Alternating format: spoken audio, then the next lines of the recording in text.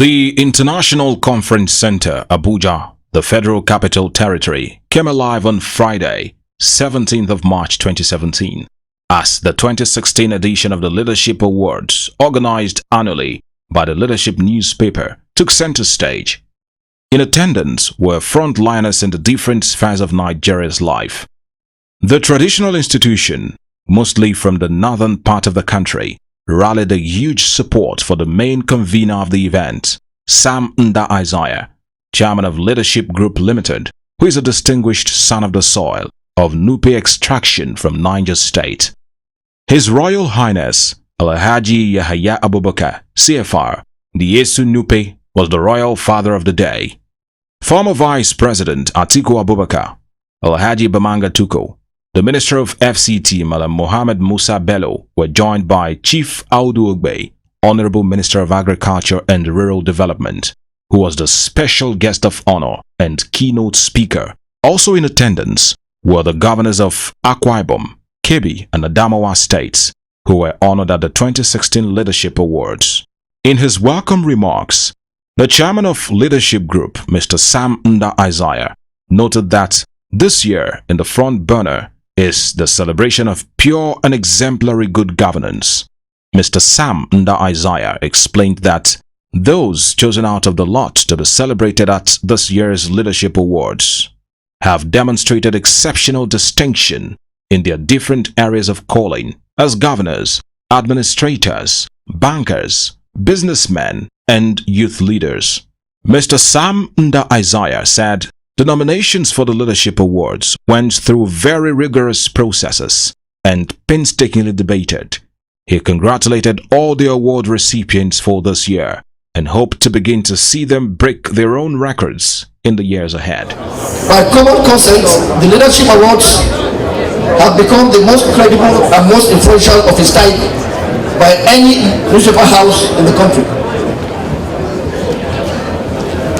Last year, we celebrated the coming of age of our democracy. This year, we are celebrating pure and exemplary good governance. And for good reasons, we are also celebrating the rice economy. It is no accident that Nigeria will become self-sufficient in rice production by the end of next year. This means that in a few years, we should start exporting the commodity. And in years down the line, we could join the league of rice superpowers like Thailand, China, Japan, Indonesia, and Brazil. Yet, this is a commodity that Nigeria used to spend $6 million daily importing. If one considers that this feat is happening at the time of recession, then they will know how serious an achievement this is. This exploit didn't just happen. Some people planned it, some people planned hard and worked hard to make it so. The recent history of rice in Nigeria shows Nigeria can change its trajectory if we really put our minds to it. This was followed by the opening remarks by the chairman of the occasion, His Highness Mohammad Sanusi II, the Emir of Kano, who was represented. Preceding the presentation of the award was the keynote address, which was delivered by Chief Audu Ogbe, Honorable Minister of Agriculture and Rural Development. The theme of the address, the rice economy, is most timely against the backdrop of Nigeria's quest to become self-sufficient in rice production by the end of this year. This situation could turn things around positively for Nigeria, a country that has been spending a whopping $6 million daily to import rice. The good news is that Nigeria will soon start exporting rice and join the league of rice superpowers like Thailand, China, Indonesia, Japan, and Brazil. If this feat can be accomplished at a time of recession, it means that the rice miracle can be replicated in every aspect of our national life. The Honorable Minister of Agriculture and Rural Development, Chief Audu Ogbe, expatiated on how this feat was achieved and gave further insights about how the rice miracle has been actualized. What we have been doing is exporting wealth importing poverty, depleting our foreign reserves, and hoping that a miracle will happen someday. Those who dumped that policy on us have since regretted their actions. The former MD of the IMF, in a book he wrote after leaving office, regretted the imposition of the structural adjustment program on Africa.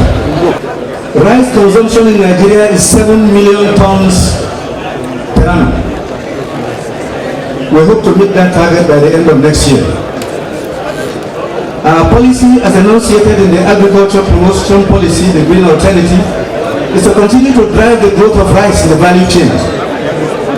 The latest figures from the National Bureau of Statistics of the contribution of the agricultural sector to the gross domestic product is at 24.7%. The annual growth rate, 4.4%, in a country facing recession. Therefore, what is happening is not an accident. It is the result of dogged attention to detail, hard work, and good leadership by governors, and greater leadership by the President of the Federal Republic. We to put more resources in seed, and our new fertilizer blends are already in the market ahead of the planting season. We are offering fertilizer, especially NPK, to farmers at 50% of the price they paid last year. 5,500 naira per bag for 50 kg. Quickly, the award presentation began with different categories: the Outstanding Young Person of the Year, Company of the Year, Telecoms Company of the Year, CEO of the Year, Business Person of the Year, Banker of the Year, Bank of the Year, Politician of the Year, Persons of the Year, and Governors of the Year. Outstanding performance as Governor of Adamawa State. We jointly present you this award and encourage you to continue to serve our people for the goodness of not only Anambra but for the Federal Republic of Nigeria. Congratulations.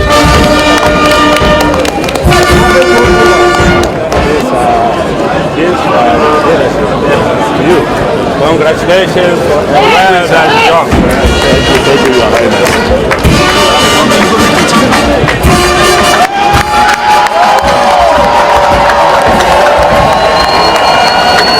And other members of the awarding committee to present this award. Thank you very much.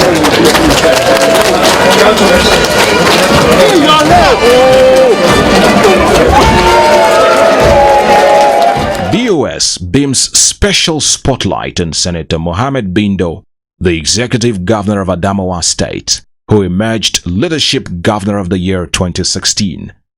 Governor Mohammadu Bindow, who was a former senator of the Federal Republic of Nigeria, has deployed his leadership skills to put Adamawa State on the path of economic independence, unprecedented infrastructural development, in spite of the recession and dwindling resources, and the near collapse of the Adamawa State economy, which is a direct fallout of the effect of the insurgency in the northeastern region of Nigeria.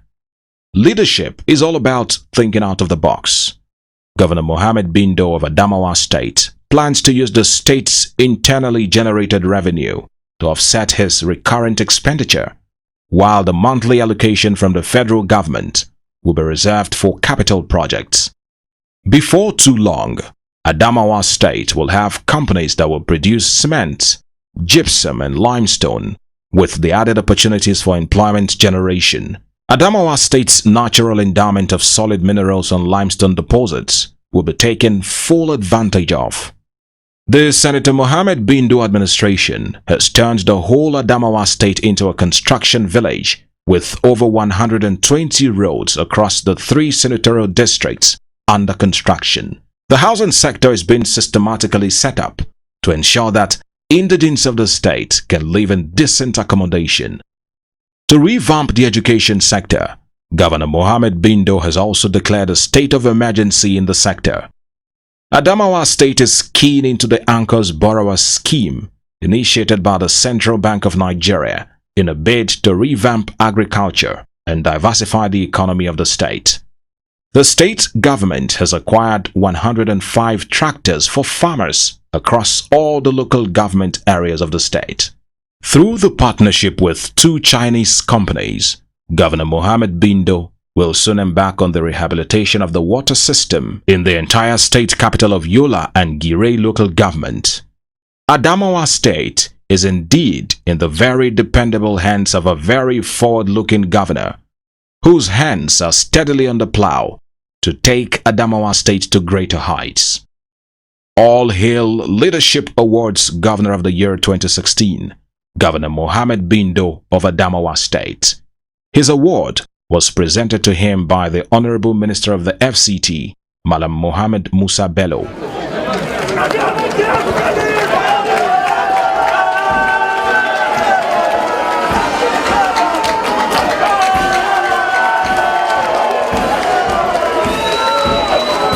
First of all, I want to appreciate and thank our father, my father, the father of all custodians, the Mohammadu of Adamawa, Dr. Mohammadu. Of course, our father also, and my own father, the former Vice President, Dr. of Adamawa, and also Atiku. From my deep sense of mind, I should also appreciate the SGF for always supporting Adamawa State. I will support, he has been always supporting my own cause since I was campaigning from the beginning of my political career as a governor. Of course, I have over 7 traditional rulers, first class, long life. Of course, I have other generals. When I say generals, senior stakeholders from Adamawa State that are also here. Honestly, one cannot mention all of them, but I thank you, and may the Almighty Allah reward you and take you back home safely. In the weeks ahead, BOS will beam its searchlight on Adamawa State to bring to your doorstep the great governance strides of Governor Mohammadu Bindow, which is gradually but steadily changing Adamawa State for good.